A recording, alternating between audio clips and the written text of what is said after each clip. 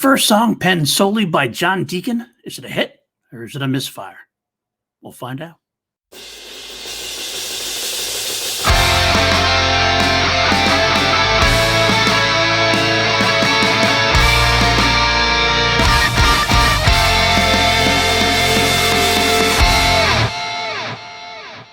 Welcome to Crown Jewels, a journey through Queen. I'm your host, PLD, here on the PLD Projects Network, Misfire.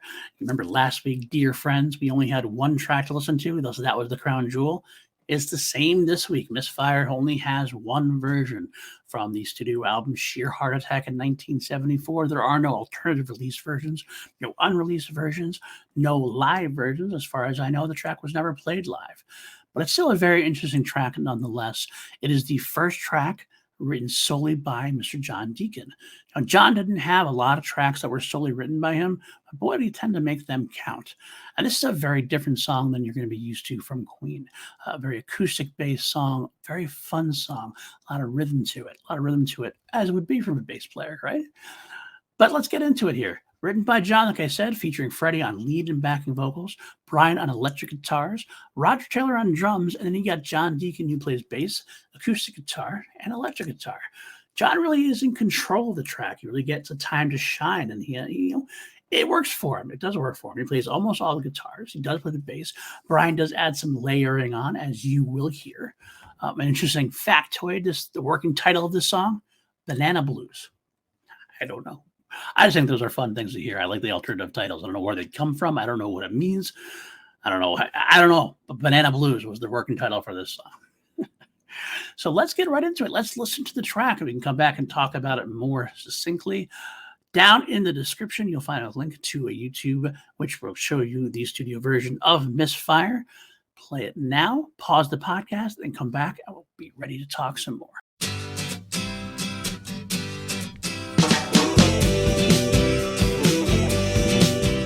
Well, there you have it, Misfire, probably the most absolute pure pop sounding song we've had so far, and that's no mistake. John is definitely the poppiest of the bunch. Brian might go for some pop rock here and there, some ballads. Roger might go for some dancier rock pop stuff. Freddie loves his pop rhythms and things, but John Deacon just has a pure pop sensibility, and all of his tracks are kind of like that.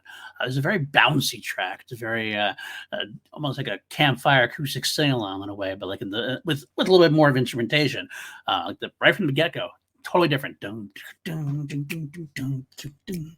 Like some electric guitar lets Brian play with the electric sounding on the right and to the left as John lays that bass, not just the bass, but the basis of the song with the acoustic guitar, some other electric guitar as well. And John has some great running bass lines in this. Of course, it's his track, right?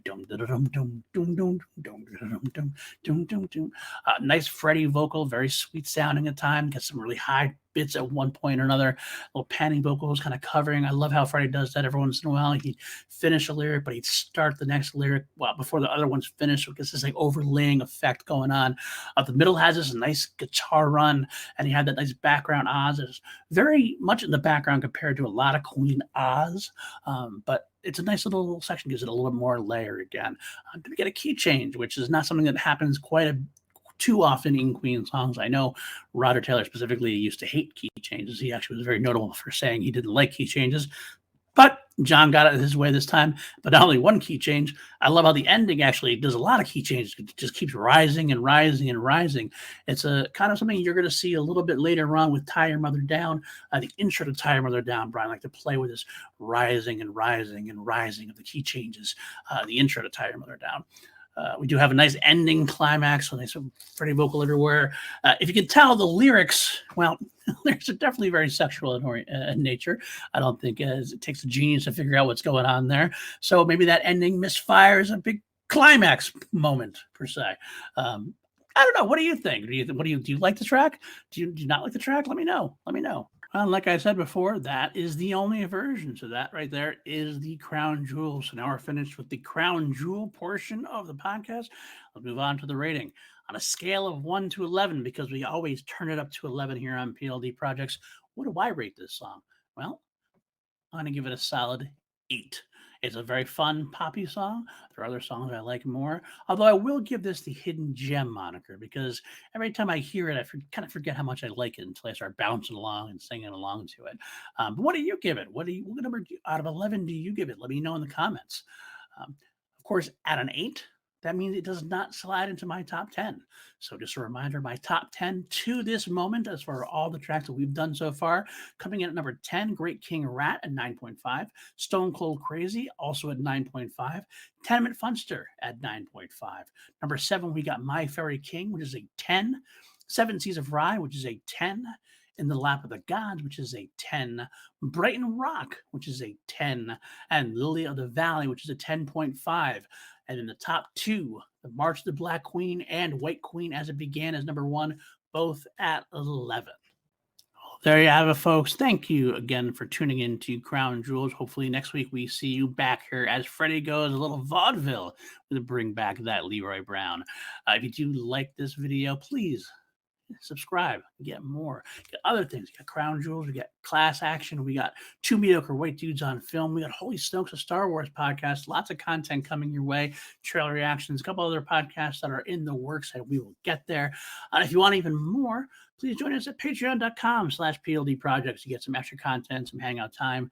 We do get a great Facebook chat going with such people like Brandon Buckingham, Jeff Alterman, and John Lestrina, amongst others. They really help keep the lights on, so we really do appreciate you.